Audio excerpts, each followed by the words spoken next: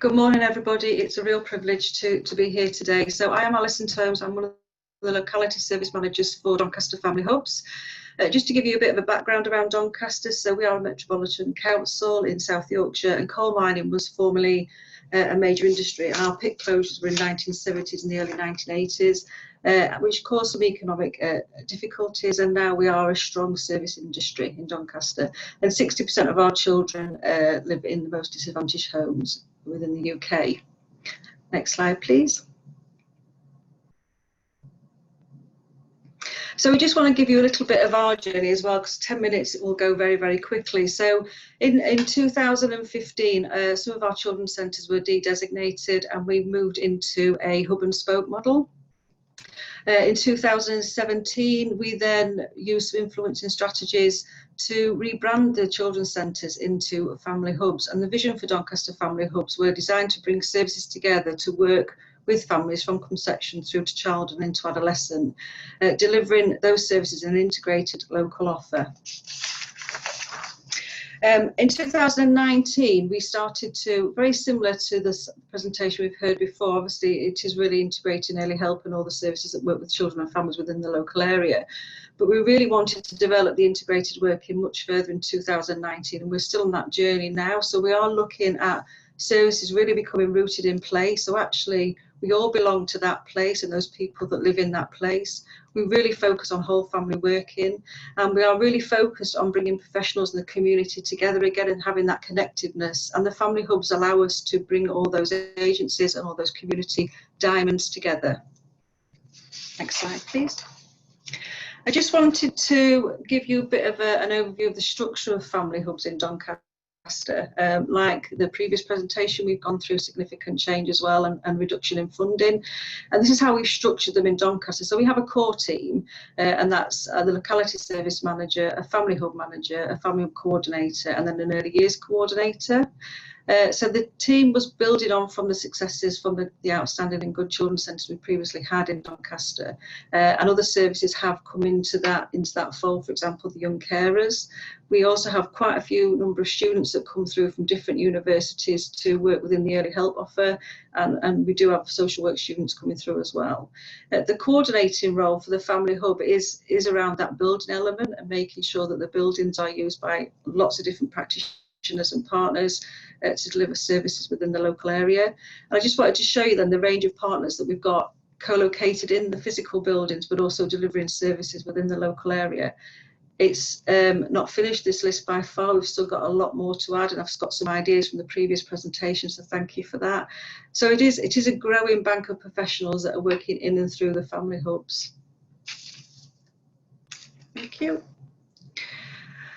So we were asked to look at how we measure our performance. How do we know what difference we're making to children and young people in the community? So we are building on from the Children's Centre Inspection Framework. So we decided way back in 2017 to continue using that as a starting point, really, of measuring how good we were. And we've built on that to include, obviously, the other elements of the family hub offer that we're delivering. So we do have a quarterly performance report, and our performance report focuses on how much have we done, how well have we done it, and what difference do we make. We've got a whole range of ways of capturing outcomes and outputs. It's huge, and because we don't have a dedicated outcomes framework as such at this moment in time, we link into lots of other outcome frameworks.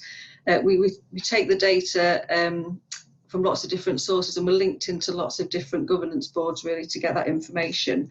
We use a quality assurance framework, we use evidence-based tools, we use case studies, we get feedback, we have lots of audits, we have quarterly evaluations with our parents, and we also continue doing the yearly parental satisfaction and impact survey.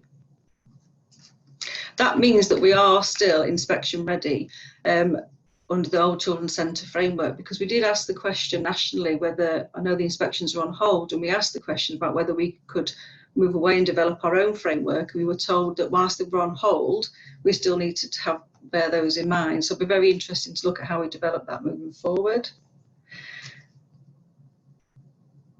So just wanted to give you some examples of the type of things that we cover really. In terms of those for the Children's Centre data, you'll understand that participation actually was quite key in terms of counting to look at the number of people that were members, number of accessing, the number of sustained engagement. So we still do that predominantly with our 0 to 5s, but we do count footfall over for all the age groups. And we know that we've got a 4.5 out of 5 satisfaction rating over the last 3 years. And 97% of parents, and we've got a huge footfall, would recommend family hubs to their friend or family, which is really important to me. In terms of health and development, again, this is just some examples of some of the information we gather so that we know that we're making a difference. And I haven't included all of them, so apologies for that. But we know that in the last year we signposted 185 people. So anybody can walk in the door. It's a go-to place within the local community. Anybody can walk in and get that information, advice and guidance. And if we haven't got the service available in that locality, we are able to signpost appropriately. We have 38 different types of service delivery and 22 different professional heritages working in and through the family hubs delivering these services. For children 0 to 5, the EYFSP is really important to us in terms of measuring that impact, and we have quite extensive impact analysis to look at those children that do come into family hub services actually do a lot better in their average point scores against all the early learning goals. So we can prove that over the last 3, 4, 5 years as well. We've recently taken part in an EIF case study around speech and language, which really shows the benefit of the multi-agency working in the family hub to improve speech and language for young children. We have individual learning journeys which show baselines from children from start to when they leave us, showing that progression. We know we are reducing obesity, we are increasing the breastfeeding rate. We've achieved the breastfeeding at stage 2 and just going on to stage 3.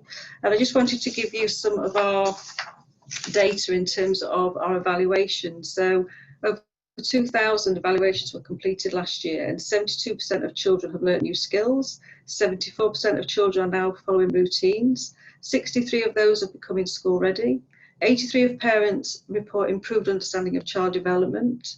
33% of parents have improved mental health, and 21% of parents felt they had better access to local services. And I just wanted to give you a bit of a parent feedback there. I'm sure you can all read that, but actually it's that whole wraparound care really that we offer children and families in the local area. Next slide. So family stability, we did break our performance reporting up based on the parliamentary report about family hubs. So we do report on health and development, employment support and childcare, family stability and supporting families with complex needs. So in terms of family stability, this is where we link in our early help outcomes and our local solutions outcomes. So just to explain what local solution means for us in Doncaster, it's really about that early help. So before we have to make a referral into what we would call our front door for a lead practitioner and an early help assessment, it's those quick fixes that where a family could walk in and say, I've got a problem with this, how can I get that help and support? And we've got a small team of people there with different professional backgrounds that can help that without making too many referrals or filling in too much paperwork. And that's what we're exploring in Doncaster at the moment, how we move that forward to reduce the demand on the front door really and get in there much earlier. Alison, we're also leading on. Apologies, that's 1.5 minutes left. Thank you. Okay, brilliant, thank you. We're also leading on the reducing parental conflict. So one of the beauties around the family hubs is that the relationship-based practice that we have in place, we have got really good relationships with lots of different agencies, that multi-agency approach. So we're able to deliver that training and skill of the practitioners. Again, we've got the Stronger Families data. We have counselling in the centre for the older children as well, and there's some feedback there from a young person who explained why counselling helped them. So we've got that feedback. We also use the outcome star to measure impact, which, sorry, you just moved on quite quickly there, but we have the outcome star, which helps us to look at from an early help perspective. Actually, families are coming in at a certain point. Where are those gaps and what could we put in place universally to help families? So home and money has been a huge issue, one of our areas, particularly over COVID. So actually we're doing a lot more about reducing families in debt. Sorry, next slide. So during COVID, we were deemed as essential services. So 5 of the physical buildings stayed open for essential health services in the local areas, which was really positive for families. We have redesigned our services. The virtual world is really helping us out with some of the group-based interventions, such as parenting and the early years groups that were taking place. We're undertaking so many welfare calls. We're supporting our schools actually during the summer holidays. So any vulnerable children that are identified by schools, we're actually following that up with weekly phone calls and support should needed. And again, we're really developing that local solutions group and bringing those agencies, those community assets together to look at how we support families. And again, just some parent feedback there, just to show you how we've helped out during COVID.